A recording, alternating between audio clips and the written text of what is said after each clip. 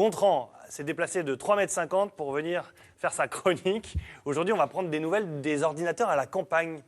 Oui, et puis sur tout le département, enfin sur toute la Picardie. Picardie en ligne, c'est un dispositif que la région avait mis en place il y a un tout petit plus de 15 ans. Ça a été lancé en 99. Et on est avec Ludovic Candelier, qui est directeur des services au public. Oui, au Conseil régional de Picardie. Au Conseil régional de la région Picardie. Et c'est donc vous et vos services qui avez en charge ce dispositif. Très rapidement, on explique avant de voir quelques images qu'on avait tournées. Alors qu'est-ce que Picardie en ligne? C'est ce qu'on appelle un espace public numérique. C'est en fait un lieu où des ordinateurs, une connexion Internet sont mis à disposition du public avec des animateurs formateurs qui vont initier, former les publics à différentes choses. Ça va de la bureautique au montage vidéo, à la musique assistée par ordinateur et à beaucoup de choses. On amène l'informatique au milieu rural, quoi. On apporte directement l'outil. Alors, on se dit qu'aujourd'hui, pas seulement en milieu rural, on se dit qu'aujourd'hui, il y a des fractures numériques qui se créent régulièrement, qu'elles soient au niveau de l'administration qui de plus en plus recourt à ça, que ça soit au niveau des usages. Un senior qui a besoin de communiquer avec ses petits-enfants, il va vouloir se former aux réseaux sociaux. Beaucoup de gens sont inquiets par rapport à la sécurité informatique. Qu'est-ce qui se passe avec mon ordinateur? Est-ce que quand je commande... Donc voilà, donc nous, on est une sorte de centre de ressources. On peut venir nous poser toutes les questions qui ont attrait à l'informatique, à l'Internet, aux nouvelles technologies générales, et à partir de là, on leur donne une réponse. Le téléphone va sonner alors. Allez, exactement. On y va. Et donc, juste pour bien comprendre, on va revoir un reportage tourné par Sophie Crimon en 2011, justement avec des seniors, vous l'avez dit, qui découvrent l'informatique. Et c'est pas si facile que ça. C'est le 10e cours, pas toujours facile d'assimiler le langage informatique. On va juste créer celui-là. D'accord. Et les autres, on fera des copier-coller. D'accord? Ah, ça s'appelle copier-coller. Ouais, copier-coller.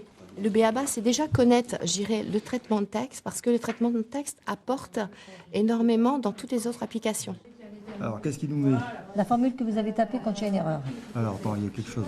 Rien que de maîtriser un petit peu le logiciel Excel pour les tableaux, parfois ça aide aussi à savoir où on en est. Pas toujours avoir besoin de sa secrétaire pour tout faire. Pas besoin non plus d'être équipé pour apprendre. Le programme Picardie en ligne, financé par la région, met 6 ordinateurs à disposition des habitants de tous âges, du village et des alentours. Moi, au début, les 3 premières semaines, j'avais envie de tout plaquer. J'y arrivais pas. Et puis, il y a eu un cap à passer, puis après, ça a été... Au bout d'une heure et demie, c'est la relève. D'autres grands élèves arrivent pour leur cours hebdomadaire. Voilà, retour en plateau ici avec Ludovic Candelier, directeur des services au public au Conseil régional de Picardie. On l'a vu dans cet exemple très concret. J'en avais marre, j'avais envie de tout plaquer, et elle a retrouvé le sourire. Oui, tant mieux. Disons que oui, forcément, l'informatique peut se complexifier, même si on a toujours une impression que ça se simplifie. En fait, derrière, on n'a jamais entendu parler de problèmes informatiques et de besoins au niveau informatique. Donc c'est vrai qu'on a de plus en plus de monde. Aujourd'hui, c'est entre 75 000 et 100 000 personnes qu'on accueille chaque année.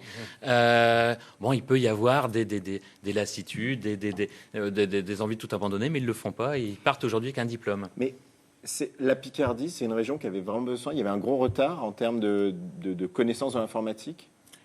Oui, les chiffres nous montraient qu'il y avait un gros retard au niveau de l'équipement. C'est pour ça qu'en 98, on était sur une phase équipement. En 2007, il y avait toujours un problème plutôt sur l'usage, puisqu'en fait, les familles, les publics s'étaient équipés. On est un territoire fortement avec une grande densité de communes, sur lequel il peut y avoir une désertification aujourd'hui administrative, des fermetures de trésorerie. Chaque lieu a un petit peu sa particularité. On a des lieux qui sont dans les quartiers dits sensibles de certaines villes. On a du milieu rural. On a des lieux qui sont plus sur la côte picarde, parfois avec une consonance touristique. Donc voilà, on a un petit peu toute cette gamme. Et c'est...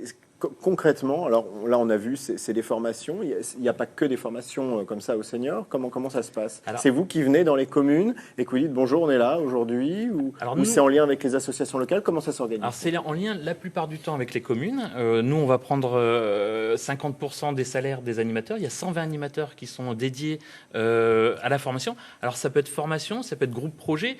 Typiquement sur Terny actuellement, on amène des jeunes avec du fond chroma à faire des montages vidéo. Alors les apprendre le métier de journaliste et donc de faire leur petit journal sur la ville.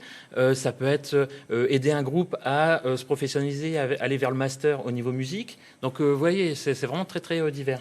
Et on commence à avancer vers tout ce qui est aujourd'hui ce qu'on appelle les Fab Labs, donc imprimante 3D, imprimante 2D, électronique et autres. Si on revient aux personnes au milieu rural, peut-être aux personnes âgées, est-ce qu'il y en a qui s'inscrivent sur des sites de rencontres et tout, ce genre de choses-là, ça arrive ou pas? Alors bien sûr que ça arrive. Ils ont besoin de votre aide pour savoir comment faire, Alors ils ont besoin de l'aide au départ, après ça s'arrête là. Oui, après, il n'y a pas d'aide pour rencontrer la personne.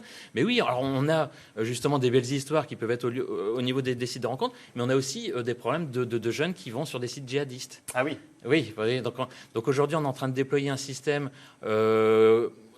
permettant d'enregistrer chaque connexion de manière nominative pour répondre aux sollicitations parfois de la justice. Très brièvement, rapidement, on sait que la Picardie va fusionner avec le Nord-Pas-de-Calais. Quid de Picardie en ligne? Alors, quid de Picardie? On est justement en train d'en discuter. C'est vrai que sur le Nord-Pas-de-Calais, ils ont arrêté de financer de la manière dont on le fait les espaces publics numériques, mais ils avaient monté des centres de ressources numériques territoriaux. Donc on essaie de trouver un entre-deux entre la politique du Nord-Pas-de-Calais et la politique picarde juste avant la fusion. Au niveau de discussion où on en est, il n'y a pas forcément de crainte à avoir. Le dispositif devrait se poursuivre et peut-être même encore continuer de grandir. Vous viendrez peut-être nous en parler dans un an. J'espère. C'est tout ce qu'on vous souhaite. Merci je vous remercie. beaucoup. Et si vous voulez plus d'informations, n'hésitez pas à aller sur Internet. Vous tapez picardie-en-ligne.fr. Vous avez toutes les informations pour savoir comment. En même temps, ceux qui ont du mal avec l'informatique, c'est pas évident de leur dire d'aller sur le site pour avoir les infos. Alors ils peuvent appeler le numéro vert de la région. Très bien. Mais tout ça, c'est sur le site. Donc, du coup, on est embêté. Mais Ils voilà. le retrouveront sur le site internet de France 3 Picardie. Mais Voilà, c'est pareil. Allez, picardie-en-ligne.fr. Merci beaucoup. En tout cas, beaucoup. d'être venu jusqu'à nous. Gontran,